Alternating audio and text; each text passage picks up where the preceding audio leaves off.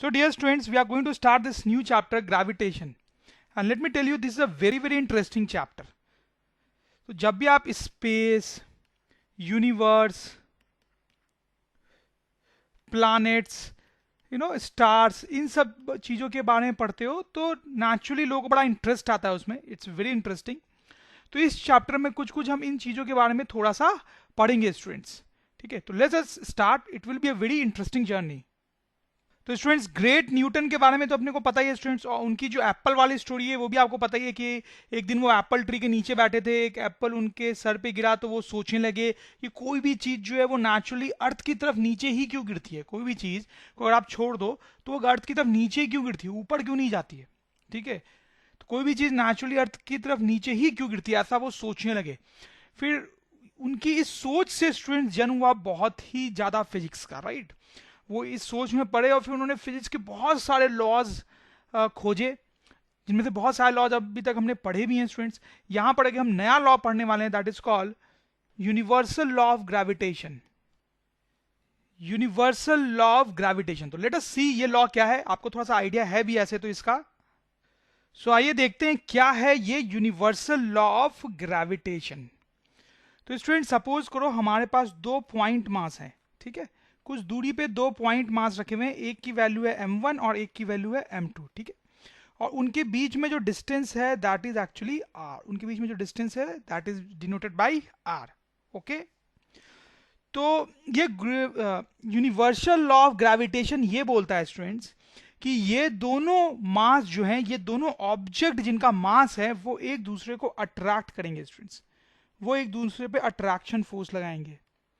वो एक दूसरे पे अट्रैक्शन फोर्स लगाएंगे. तो students, two masses apply equal and opposite attractive force on each other. Two masses apply equal and opposite attractive force. ध्यान देंगे, ये जो फोर्स है वो अट्रैक्टिव है, दोनों एक दूसरे को अट्रैक्ट कर रहे हैं. और ये फोर्स इक्वल एंड अपोजिट है, मतलब दोनों एक दूसरे पे सेम अमाउंट का फोर्स लगा रहे हैं. जितना फोर्स इस पे लग रहा है F, उतना ही फोर्स इस पे भी लग रहा है, लेकिन डायरेक्शन अपोजिट है clearly. Right, so two masses apply equal and opposite attractive force on each other along the line joining them. along the line joining them. और ये फोर्स जो है किस लाइन के along लग रहा है? along the line joining them. Right students, आपको समझ में आ रही बात? बहुत ही सिंपल सी. अब यूनिवर्सल लॉ ऑफ ग्रेविटेशन ये भी बताता है स्टूडेंट्स कि ये जो फोर्स हम यहाँ पर लिख रहे हैं उसकी वैल्यू कितनी होती है. तो बताता है कि F की जो वैल्यू होती है, value of F is equals to how much students, आपको लोअर क्लासेस से पता होगा, G m1 m2 upon R square. G m1 m2 by R square. एक एक करके सारे टर्म्स का मीनिंग यहाँ पे हम देखेंगे. तो इसका मतलब ये हुआ कि स्टूडेंट्स, अगर दोनों के मासेज ज्यादा हैं, अगर इनके मासेज ज्यादा हैं तो ये जो ग्रेविटेशनल फोर्स है वो भी ज्यादा लगेगा. राइट, इस फॉर्मूले से आप क्लियर समझ सकते हैं कि अगर मास ज्यादा है तो फोर्स भी ज्यादा लगेगा. लॉजिकल लग रही है बात? लॉजिकल लग रही है. दो मास एक दूसरे को अट्रैक्ट कर रहे हैं, अगर ये ज्यादा भारी होंगे तो ज्यादा अट्रैक्ट करेंगे.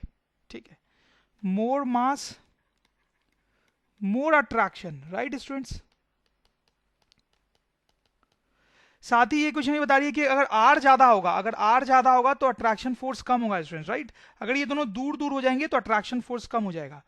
मोर R less attraction. Right students, ठीक है, लॉजिकल लग रही है बात.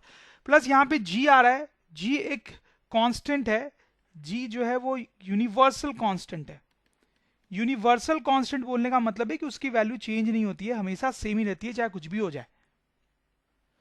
और उसकी वैल्यू क्या होती है स्टूडेंट? उसकी वैल्यू जो है that is 6.67 into 10 to power minus 11 newton metre square upon kg square.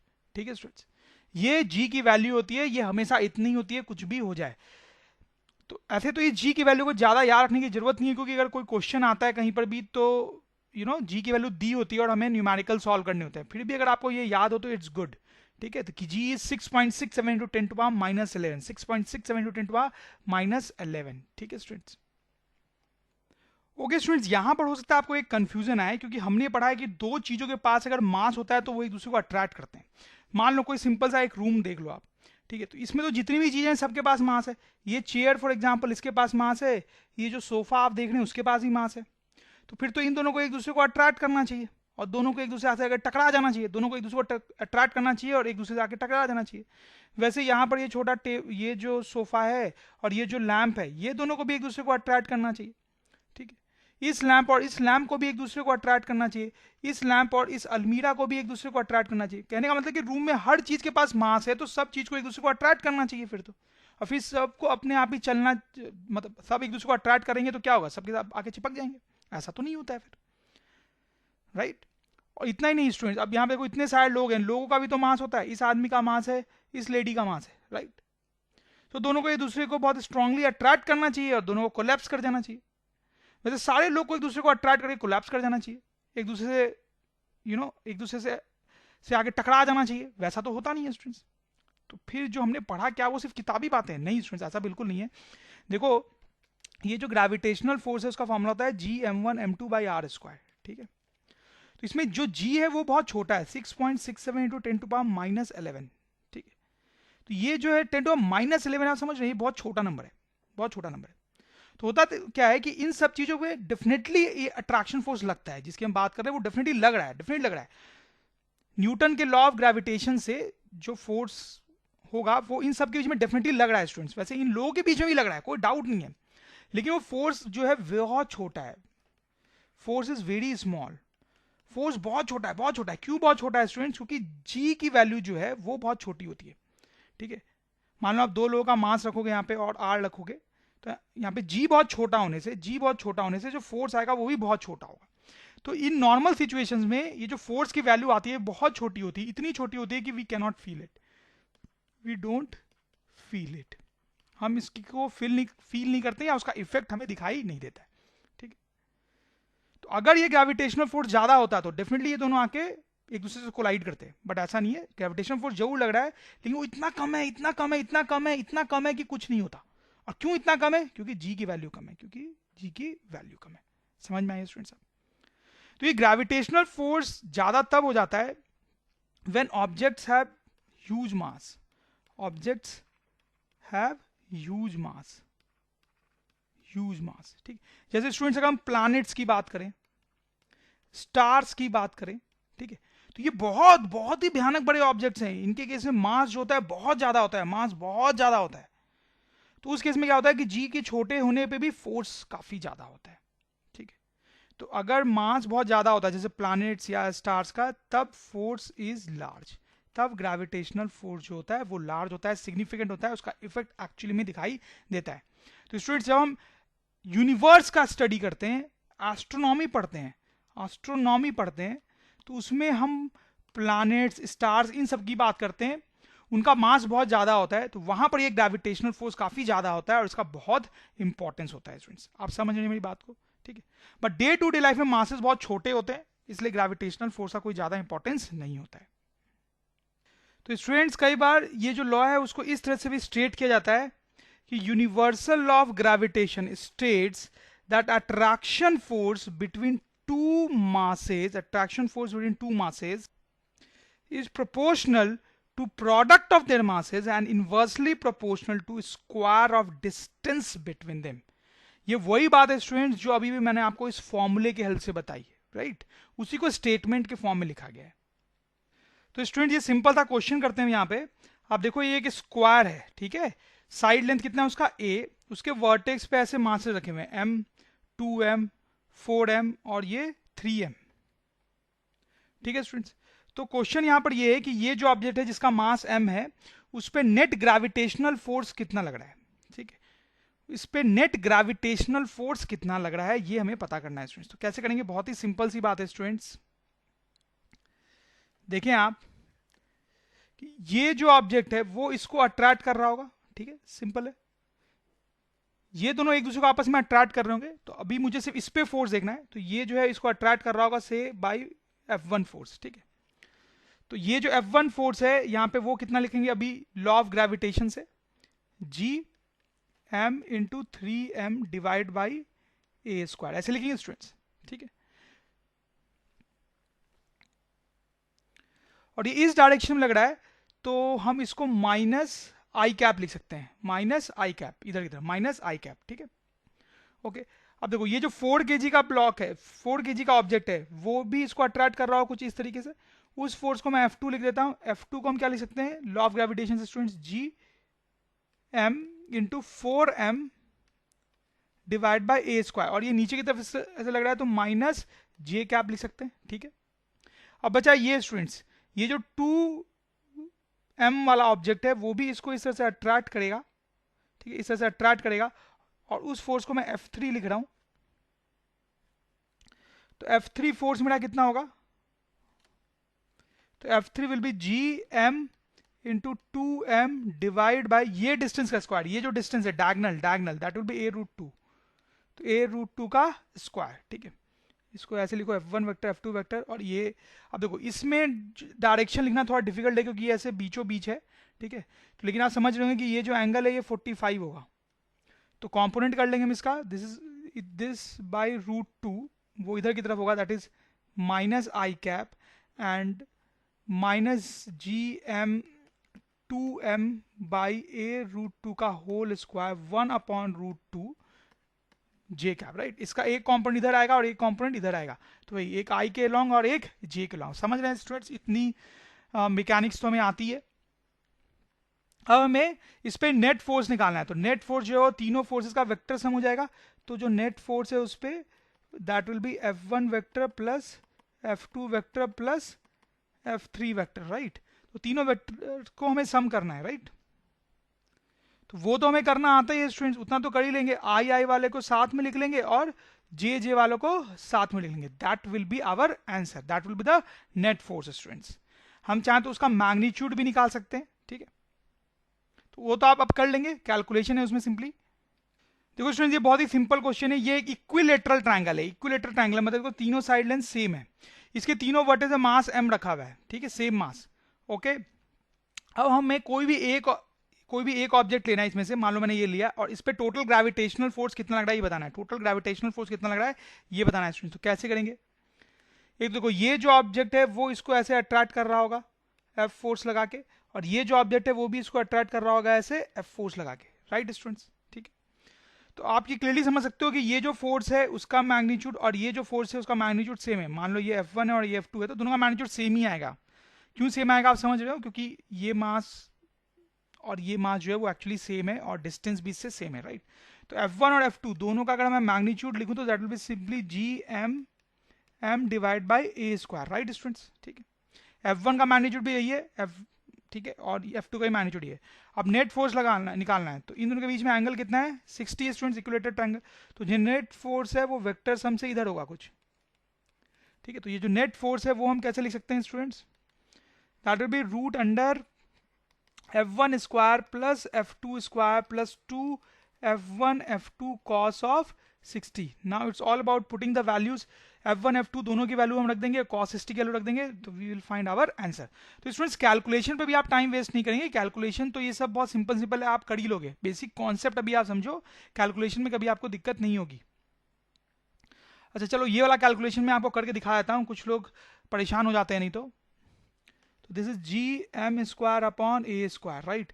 तो यहाँ पे हम लिखेंगे F1 स्क्वायर मतलब G square m to the power 4 divide by a to the power 4, F2 square वो भी इतना ही है तो इंटू 2 कर दो, plus 2 into F1 into F2 that is G square m to the power 4 divide by a to the power 4 and cos of 60 that is half, ठीक है।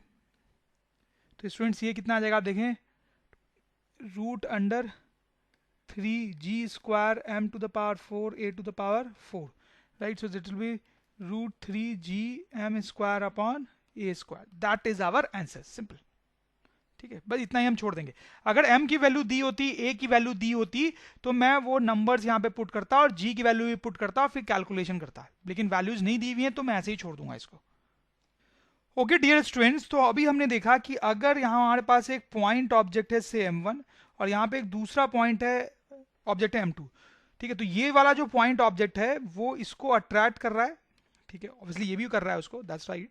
और ये जो अट्रैक्शन फोर्स होता है that is given by G m1 m2 by R square, ठीक है students.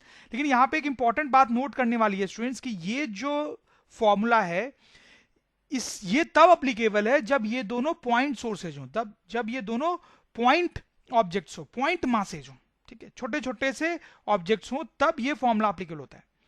अगर इनका कुछ अजीबोगरीब सा शेप है और ये बहुत बड़े हैं तो हो सकता है कि उनके बीच में जो अट्रैक्शन फोर्स है वो इस फॉर्मूले से नहीं दिया जाए। ठीक है, जैसे कि स्टूडेंट आप सपोज करो कि कुछ अजीबोगरीब के शेप का ये ऑब्जेक्ट है M1 और ये M2 भी कुछ अजीबोगरीब शेप का है। ठीक है, तो स्टूडेंट्स ये दोनों में कुछ मास है तो ये दोनों एक दूसरे को अट्रैक्ट तो करेंगे स्टूडेंट्स, ये दोनों एक दूसरे को अट्रैक्ट तो करेंगे, लेकिन ये जो अट्रैक्शन वाला फोर्स है उसका फॉर्मूला क्या इससे दिया जाएगा? नहीं स्टूडेंट्स, उसके लिए ये फॉर्मूला एप्लीकेबल नहीं होता है। ये जो फॉर्मूला है ये तब एप्लीकेबल होता है जब दोनों ये पॉइंट मासेस हो। अगर ये कुछ अजीबोगरीब शेप के बड़े ऑब्जेक्ट हैं तो उनमें अट्रैक्शन फोर्स कुछ अलग फॉर्मूले से दिया जाता है। वो सब हालांकि हम यहाँ पे बहुत डिटेल में नहीं देखेंगे क्योंकि वो सब हमारे कोर्स में नहीं है स्टूडेंट्स। ठीक है, तो अभी मैंने सिर्फ आपको पॉइंट मास, अगर है पॉइंट मास है, छोटा सा ऑब्जेक्ट है, तो ग्रेविटेशनल अट्रैक्शन फोर्स का फॉर्मूला ये है, ये बताया। अब मैं आपको कुछ और केसेस बताऊंगा जहां पर ये एक पॉइंट मास नहीं होगा, कोई बड़ा ऑब्जेक्ट होगा, पॉइंट मास नहीं होगा, बड़ा ऑब्जेक्ट होगा, जैसे gravitational force due to hollow sphere, due to hollow sphere. तो स्टूडेंट्स ये हमारा हॉलो स्फीयर है, उसका मास है m1। ठीक है, दो केसेस हम देखेंगे, केस ए और केस बी। यहां पर भी हमारे पास वही हॉलो स्फीयर है जिसका मास है m1। एक बार स्टूडेंट्स इसके बाहर एक पॉइंट ऑब्जेक्ट रखा हुआ है जिसका मास है m2, और एक बार उसके अंदर एक पॉइंट ऑब्जेक्ट रखा हुआ है जिसका मास है m2 वंस अगेन। ठीक है स्टूडेंट्स, देखो यहां पर क्या होता है स्टूडेंट्स, ये एक हॉलो स्फीयर हमारा, उसके बाहर जब पॉइंट मास रखा जाता है तो ये दोनों एक दूसरे को अट्रैक्ट करते हैं, ये दोनों एक दूसरे को अट्रैक्ट करते हैं स्टूडेंट्स। ठीक है, जैसे ये जो हॉलो स्फीयर है वो इसको अट्रैक्ट करेगा अपनी तरफ कोई फोर्स F लगा के, और यहां पर ये जो F होता है उसकी value G m1 m2 by R square होती है। ठीक है student, G m1 m2 by R square होती है।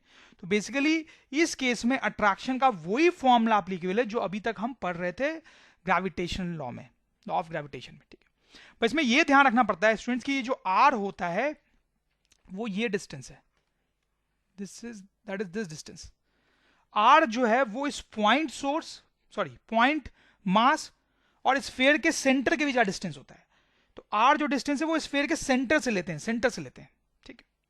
लेकिन स्टूडेंट्स जब ये मास m2 स्फीयर के अंदर रखा होता है स्टूडेंट्स, तब इन दोनों के बीच में कोई अट्रैक्शन फोर्स नहीं होता है स्टूडेंट्स, नहीं होता है। तो जैसे मैंने आपको बताया ना कि एक ऑब्जेक्ट अगर बड़ा हो या ना थोड़ा अलग शेप हो उसका, अगर वो पॉइंट मास नहीं है तो थोड़ी अलग कहानी भी हो सकती है। तो स्टूडेंट्स आप यहां पर देखें, अगर ये जो पॉइंट मास है वो हॉलो स्फीयर के अंदर रखा हुआ है तब इन दोनों के बीच में कोई ग्रेविटेशनल फोर्स नहीं लगता है, जीरो ग्रेविटेशनल फोर्स लगता है। समझ में आ रही है आपको स्टूडेंट्स बात? लेकिन अगर वो पॉइंट मास बाहर रखा हुआ होता है तो इन दोनों के बीच में ग्रेविटेशनल फोर्स लगता है, वो उसी फॉर्मूले से दिया जाता है, लेकिन वहां पे R जो है वो स्फीयर के सेंटर से लेना होता है। तो स्टूडेंट्स यहां पे एक छोटा सा क्वेश्चन करें, आप देखिए यहां पे एक हॉलो स्फीयर है, ठीक है, उसका सेंटर है वो और मास है m1, और एक यहाँ बड़ा हॉलो स्फीयर है जिसका मास है m2, ठीक है, उसका मास है m2। दोनों हॉलो स्फीयर के बीच वाले रीजन में एक पॉइंट मास रखा हुआ है m3 जिसका O से डिस्टेंस कितना है स्टूडेंट्स? R। O से डिस्टेंस कितना है? R। तो ये m3 पे कितना ग्रेविटेशनल फोर्स लग रहा है, m3 पे कितना ग्रेविटेशनल फोर्स लग रहा है स्टूडेंट्स, ये हमें बताना है। तो कैसे पता करेंगे? देखो, तो स्टूडेंट्स m3 पे जो फोर्स लग रहा होगा that will be force due to m1 plus force due to m2, right. तो यहां पर दो हॉलो स्फीयर है स्टूडेंट्स, दो हॉलो स्फीयर है। तो m3 पे फोर्स निकालने के लिए हम क्या करेंगे, ये जो स्फीयर है वो कितना फोर्स लगा रहा है वो देखेंगे इस पे, फिर ये जो स्फीयर है वो इस पे कितना फोर्स लगा रहा है ये देखेंगे स्टूडेंट्स। समझ में आ रही है आपको बात? और फिर दोनों को ऐड कर देंगे। तो वही मैंने लिखा है कि इस पे फोर्स निकालने के लिए मुझे दोनों का फोर्स ऐड करना पड़ेगा, ठीक है स्टूडेंट्स। सो आप देखें, पहले ये वाला जो स्फीयर है उसके कारण इस पे कितना फोर्स लग रहा है, कितना फोर्स लग रहा है, ये वाले स्फीयर के कारण इस पे कितना फोर्स लग रहा है स्टूडेंट्स, दिमाग लगाएं थोड़ा सा। देखो स्टूडेंट्स, ये वाला जो स्फीयर है उसके ये बाहर है, ये वाला जो स्फीयर है उसके लिए ये बाहर है, तो उसका फोर्स, उसका जो अट्रैक्शन फोर्स है ऐसे लगेगा, और उसको निकालने के लिए वही फॉर्मूला हमारा G, इसका मास m1, इसका m3 divide by R square, ठीक है, सही है स्टूडेंट्स। अब क्या करना है स्टूडेंट्स, अब ये जो बाहर वाला स्फीयर है हमारा, बाहर वाला स्फीयर है, ये जो स्फीयर है, ये स्फीयर जो है, इसके कारण इस पे कितना फोर्स लगेगा वो निकालना है। कितना लगेगा, ये बाहर वाले स्फीयर के कारण इस पे कितना फोर्स लगेगा? Zero student, zero. क्यों जीरो? क्योंकि बाहर वाले स्फीयर के लिए, इस स्फीयर के लिए ये उसके अंदर है, ये उसके अंदर है, अंदर है, तो कोई अट्रैक्शन फोर्स नहीं लगेगा उसके कारण। ठीक है स्टूडेंट्स, अभी हमने देखा था ये कॉन्सेप्ट। तो यहाँ पर जो नेट फोर्स होगा दैट विल सिंपली Gm1m3/r²। ठीक है स्टूडेंट्स, समझ में आपको बात? Okay students, now gravitational force due to solid sphere. अभी हमने हॉलो स्फीयर का सीन देखा था, अब सॉलिड स्फीयर का क्या होता है। सपोज करो ये बड़ा सा कोई सॉलिड स्फीयर है स्टूडेंट्स, उसका मास है m1, ठीक है, उससे कुछ डिस्टेंस पे दूसरा पॉइंट मास रखा हुआ है m2, ठीक है। तो ये जो सॉलिड स्फीयर है स्टूडेंट्स, ये m2 को अट्रैक्ट करेगा वंस अगेन, अपनी तरफ अट्रैक्ट करेगा, और यहां पर भी जो अट्रैक्शन फोर्स है वो Gm1m2 डिवाइड बाई r² से ही दिया जाएगा स्टूडेंट्स। और यहां पर भी r का वही कॉन्सेप्ट है कि r डिस्टेंस कैसे मेजर की जाएगी students. r is the distance, is this distance, r ये दूरी है इस पॉइंट मास की स्फीयर के सेंटर से, स्फीयर के सेंटर से। तो जैसा हॉलो केस का सीन था बिल्कुल वैसा ही है यहाँ पे। ठीक है स्टूडेंट्स, तो अगर पॉइंट मास जो है वो स्फीयर के बाहर है, स्फीयर के बाहर है, ठीक है, सॉलिड स्फीयर के बाहर है, तो फिर से अट्रैक्शन फोर्स ऐसे ही दिया जाएगा। लेकिन यहां पर भी प्रॉब्लम तब आती है जब वो पॉइंट मास अंदर आ जाए, अंदर आ जाए। तो इसमें सपोज करो एक ऐसा स्फीयर है मेरे पास बड़ा सा, ठीक है, उसका मास तो ठीक है m1 है, उसके सेंटर से r दूरी पे, उसके सेंटर से r दूरी पे दूसरा मास है मेरे पास m2 छोटा सा, ठीक है।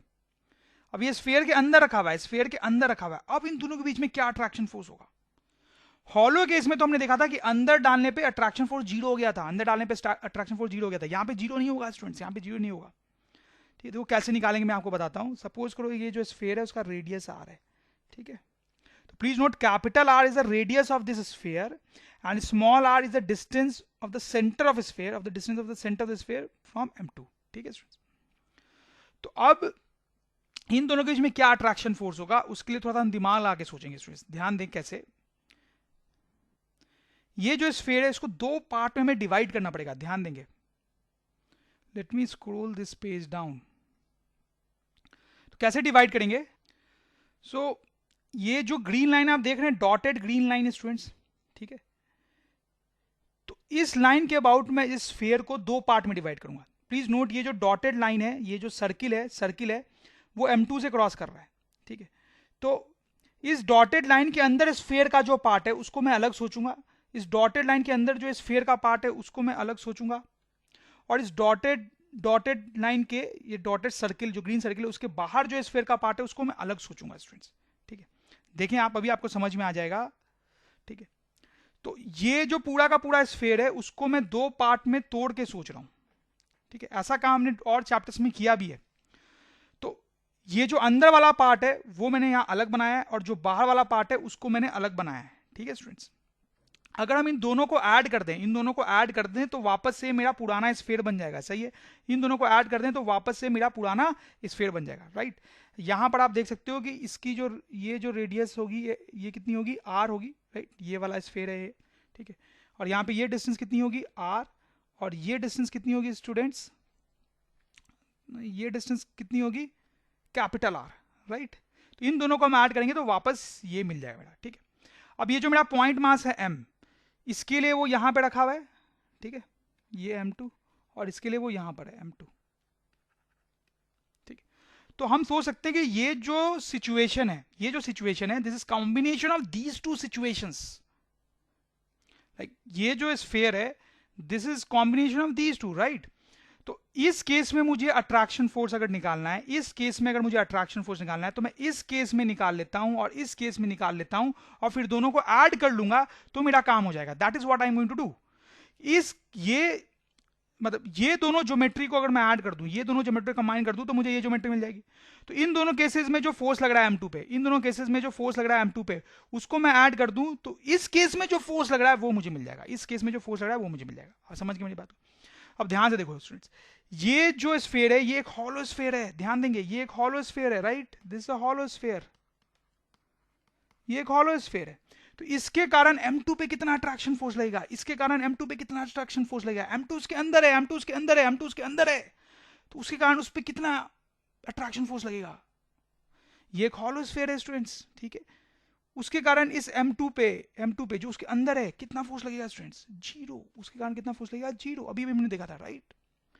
अब ये देखो यहाँ पे, ये एक सॉलिड स्फीयर है, this like a solid sphere, और ये उसके जस्ट बाहर है, जस्ट बाहर है। तो इस सॉलिड स्फीयर के कारण इस पे कितना अट्रैक्शन फोर्स लगेगा? ये हमने अभी थोड़ी देर पहले ही देखा है, अभी थोड़ी देर पहले ही देखा है कि वो इस फॉर्मूले से दिया जाता है, ठीक है? समझ रहा है मेरी बात को स्टूडेंट्स? तो ये सॉलिड स्फीयर के कारण इस पे कितना फोर्स लगेगा वो अब मैं निकालता हूं, ठीक है? तो उसके लिए पहले मुझे इसका मास चाहिएगा स्टूडेंट्स, पहले मुझे इसका मास चाहिएगा। तो स्टूडेंट्स इसका मास कैसे निकाला जाएगा, आप ध्यान दें। देखो ये जो पूरा स्फीयर है उसका वॉल्यूम कितना है स्टूडेंट्स? उसका वॉल्यूम है 4/3 पाई आर क्यूब। इसका पूरा वॉल्यूम है 4/3 पाई आर क्यूब। तब उसका मास कितना है? m1। उसका मास कितना है? m1। तो अगर इसका वॉल्यूम 1 होता है स्टूडेंट्स तो इसका मास कितना होता? m1 divide by 4/3 pi R cube, right? इस पूरे का वॉल्यूम है 4/3 पाई आर क्यूब, तो उसका मास m1। अगर इसका वॉल्यूम 1 होता तो मास इतना होता। अब इसका वॉल्यूम कितना है? 4/3 पाई आर क्यूब। तो इसका मास कितना होना चाहिए? यूनिटरी मेथड लगा रहे हैं हम यहाँ पे स्टूडेंट्स, इसको मल्टीप्लाई कर देंगे 4/3 पाई स्मॉल आर क्यूब से, राइट? तो आप देख सकते हो यहाँ पे 4/3 कैंसिल हो जाएगा, पाई और पाई भी कैंसिल हो जाएगा स्टूडेंट्स। तो we'll have m1 R cube divide by m1 R cube divide by R cube, right? ये मास हो गया। तो इसका जो मास है स्टूडेंट्स, इसका जो मास है, इसका मास कितना है स्टूडेंट्स? इसका मास हो जाएगा m1 R cube divide by R cube, ये इसका मास है। तो स्टूडेंट्स इसके कारण ये इस पे फोर्स जो लगेगा, अट्रैक्शन फोर्स जो लगेगा, that will be like this, और उसकी वैल्यू कितनी होगी? नॉर्मल फॉर्म से जाएगा g, इसका स्फीयर का mass that is m1 R cube divide by R cube, फिर इसका मास दैट इज m2। तो g m1 m2 है बेसिकली, मतलब दोनों ऑब्जेक्ट जो इन्वॉल्व है उनका मास, एक इसका मास और एक पॉइंट मास का मास, डिवाइड बाई डिस्टेंस। क्या लेंगे यहाँ पे? डिस्टेंस, इस मास का distance from the centre of sphere, इस मास का distance from the centre of sphere, इस मास का distance from the centre of sphere, that is small R. तो small R square, right students? तो ये जो फोर्स है आप इसमें देखो, यहाँ आर स्क्वायर है, यहाँ आर क्यू है, ध्यान से देखो। तो यह जाएगा G m1 m2 R divide by R cube, right students? तो स्टूडेंट्स ये जो पार्ट है स्फीयर का, उसके कारण इस पे जो अट्रैक्शन फोर्स लगेगा that will B this much. ये जो पार्ट है स्फीयर का, उसके कारण इस पे जो अट्रैक्शन फोर्स लगेगा दैट विल बी 0। स्टूडेंट्स इसमें आपको थोड़ा डाउट होने के चांसेस है, तो आपको रिवाइंड करके वापस देखना चाहिए, ठीक है? अब इन दोनों केसेस में जो फोर्स लग रहे हैं दोनों को ऐड कर देंगे तो इस केस का फोर्स आ जाएगा। तो स्टूडेंट्स ये तो ऑलरेडी 0 था, तो आपको समझ में आएगा कि इस केस में जो फोर्स लग रहा है that is this only, that is this only. तो स्टूडेंट्स यहां पे हम कंक्लूड करते हैं कि सॉलिड स्फीयर के कारण कैसे ग्रेविटेशनल फोर्स लगता है। अगर कोई पॉइंट मास उसके बाहर है, पॉइंट मास उसके बाहर है, तो उस पर जो अट्रैक्शन फोर्स लगेगा that will given by the simple formula gm1 m2 by R square. R is the distance from the centre. लेकिन कोई पॉइंट मास अगर उसके अंदर है तो उस पर अट्रैक्शन फोर्स ऐसे लगता है सेंटर की तरफ, ध्यान देंगे, उस पर अट्रैक्शन फोर्स ऐसे लगता है सेंटर की तरफ, और वो फोर्स होता है, उसका फॉर्मूला है g m1 m2, m1 इसका मास है, इस पूरे स्फीयर का मास है, m1 पूरे स्फीयर का मास है, m2 इसका मास है, g m1 m2 r divided by r cube. Please ध्यान देंगे स्टूडेंट्स, ये थोड़ा अलग फॉर्मूला है। ऊपर है r है ये distance of point mass from centre of sphere, distance of point mass from centre of sphere, और नीचे जो r क्यूब है स्टूडेंट्स, वो r कौन सा है? Radius of the sphere, radius of the sphere, ये फॉर्मूला होता है। सो बाहर अगर है पॉइंट मास तो फॉर्मूला वही है नॉर्मल वाला, लेकिन अंदर है तो आप देख सकते हो थोड़ा अलग फॉर्मूला है, इनफैक्ट काफी अलग है, G m1 m2 r divide by R cube. और स्टूडेंट मैं आपको बता दूं इसके डेरिवेशन में आपको हो सकता है थोड़ा सा प्रॉब्लम आए, लेकिन इसका डेरिवेशन उतना इंपॉर्टेंट नहीं है स्टूडेंट्स, ये फॉर्मूला इंपॉर्टेंट है, अगर आप ये याद कर लोगे तो आपका काम चल जाएगा स्टूडेंट्स। चलो कुछ क्वेश्चंस देखते हैं इस पे बेस्ड। ओके स्टूडेंट्स, यहाँ पे क्वेश्चन ये है कि यहाँ पर एक सॉलिड स्फीयर रखा हुआ है जिसका मास 2m है, ये हॉलो स्फीयर रखा हुआ है जिसका मास m है, दोनों के सेंटर के बीच की दूरी है d, उनके बीचों बीच ये पॉइंट मास है m। इस पे टोटल अट्रैक्शन फोर्स बताना है, इस पे टोटल ग्रेविटेशनल फोर्स बताना है, इस पे टोटल ग्रेविटेशनल फोर्स कितना लग रहा है, ग्रेविटेशनल फोर्स ये हमें बताना है, gravitational force on point mass m, on point mass m, इस पे कितना ग्रेविटेशन फोर्स लग रहा है। तो स्टूडेंट्स क्या करेंगे, ये वाला स्फीयर पहले कितना फोर्स लगा रहा है ये देखेंगे, और ये वाला स्फीयर कितना फोर्स लगा रहा है ये देखेंगे, ठीक है। तो ये वाला स्फीयर जो है वो इस पे अट्रैक्शन फोर्स ऐसे लगाएगा, ठीक है, उसको बोल रहे हैं F1। ये जो F1 है उसको हम नॉर्मल वाले फॉर्मूले से निकाल सकते हैं, क्योंकि ये स्फीयर के बाहर है, तो कितना होगा वो G2m, इसका मास और फिर इसका मास that is m, divide by ये डिस्टेंस, ये जो दूरी है डिवाइड बाई ये दूरी, ठीक है। तो ये दूरी ऑब्वियसली d/2 होगी क्योंकि ये बीचों बीच रखा हुआ है, d/2 का होल स्क्वायर, ठीक है, नॉर्मल फॉर्मूले से, ठीक। अब ये जो है स्टूडेंट्स हॉलो स्फीयर, ये भी इसको अट्रैक्ट करेगा, वो इसको ऐसे अट्रैक्ट करेगा, F2 फोर्स लगे, तो ये F2 फोर्स कितना होगा स्टूडेंट्स, Gm, जो कि इसका मास है और इसका मास भी m है, डिवाइड बाई डिस्टेंस, इस पॉइंट मास का डिस्टेंस यहाँ सेंटर से, इस पॉइंट मास का डिस्टेंस ये सेंटर से स्टूडेंट्स, इसके सेंटर से, which will again B d/2 क्योंकि वो बीचों बीच रखा हुआ है, ठीक है स्टूडेंट्स। तो एक इसे फोर्स लग रहा है F1 because of this sphere और एक लग रहा है F2 because of this sphere. तो इस पे जो नेट फोर्स है वो किधर लगेगा, जो बड़ा होगा उसी डायरेक्शन में। तो कौन बड़ा है, F1 बड़ा है F2 बड़ा है, देखो थोड़ा ध्यान से, आप देखेंगे ये F1 है, यहाँ 2m है बेसिकली और यहाँ पे 2 नहीं है, तो डेफिनेटली F1 बड़ा है, मतलब इस पे जो नेट फोर्स है स्टूडेंट्स, नेट फोर्स है जो इधर की तरफ लग रहा है। तो इस पॉइंट मास पे नेट फोर्स इधर लगेगा और वो होगा कितना students, this net force will be subtraction of these two forces, that will B F1 minus F2। कितना आएगा ये F1 माइनस F2, इन दोनों को सबट्रैक्ट करना है, तो this is 2gm square divide by d square by 4 minus this one that is gm square divide by d square by 4। तो इनको सबट्रैक्ट करने पर आ जाएगा gm square divide by d square by 4, so this will be 4gm square by d square, that is our answer, समझ में आई, बहुत simple सी बात है स्टूडेंट्स। अब ये क्वेश्चन करते हैं स्टूडेंट्स, यहाँ पर एक हॉलो स्फीयर है, बाहर आप देख सकते हैं बड़ा सा हॉलो स्फीयर है जिसका मास कितना है 2m, अंदर एक सॉलिड स्फीयर है जिसका मास कितना है 3m, उसके सेंटर से r डिस्टेंस पे एक पॉइंट ऑब्जेक्ट है जिसका मास है 4m। फिर से हमें क्या निकालना है students, gravitational force on point mass हमें पता करना है, इस पे कितना ग्रेविटेशन फोर्स लग रहा है। तो इसमें फिर से क्या काम रहेंगे, हम देखेंगे इसके कारण इस पे कितना ग्रेविटेशन फोर्स लग रहा है और ये हॉलो स्फीयर के कारण कितना लग रहा है, और दोनों को ऐड करना है। तो इसके कारण ग्रेविटेशन फोर्स कैसे निकालेंगे, इसके लिए ये जो पॉइंट मास है वो बाहर है, तो इसको ये अट्रैक्ट करेगा कुछ इस तरह से F1 फोर्स लगा के, और वो नॉर्मल फॉर्म में से निकलेगा G, इन दोनों के मास का product that is 3m and 4m, तो 3m into 4m divide by ये जो डिस्टेंस है r उसका square, right distance.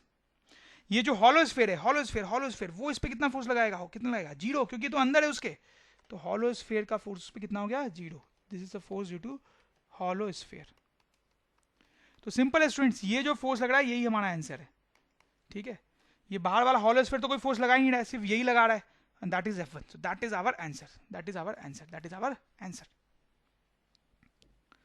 Okay students, let's do this question. इसमें क्या है कि ये एक सॉलिड स्फीयर है, आप ध्यान देंगे, उसका मास है m, एक हॉलो स्फीयर है उसका मास भी m, ध्यान दें, एक सॉलिड स्फीयर है उसका मास है m, एक उसको सराउंड करता हुआ एक हॉलो स्फीयर है उसका मास भी m। अब इस सॉलिड स्फीयर के अंदर यहां पर एक पॉइंट मास है m, फिर से हमें निकालना है what is the gravitational force on point mass m, ये जो पॉइंट मास है इस पे कितना ग्रेविटेशनल फोर्स है ये हमें पता करना है। तो कैसे करेंगे स्टूडेंट्स, हम देखेंगे ये जो सॉलिड स्फीयर है वो कितना लगा रहा है और हॉलो स्फीयर कितना लगा रहा है, दोनों को ऐड कर देंगे। पहले force due to hollow sphere, कितना होगा स्टूडेंट्स, आप समझ रहे होंगे, 0 होगा। क्यों, क्योंकि हॉलो स्फीयर के लिए ये पॉइंट अंदर है और ऐसा होने पे हॉलो स्फीयर का फोर्स 0 होता है, ठीक है। Now force due to solid sphere,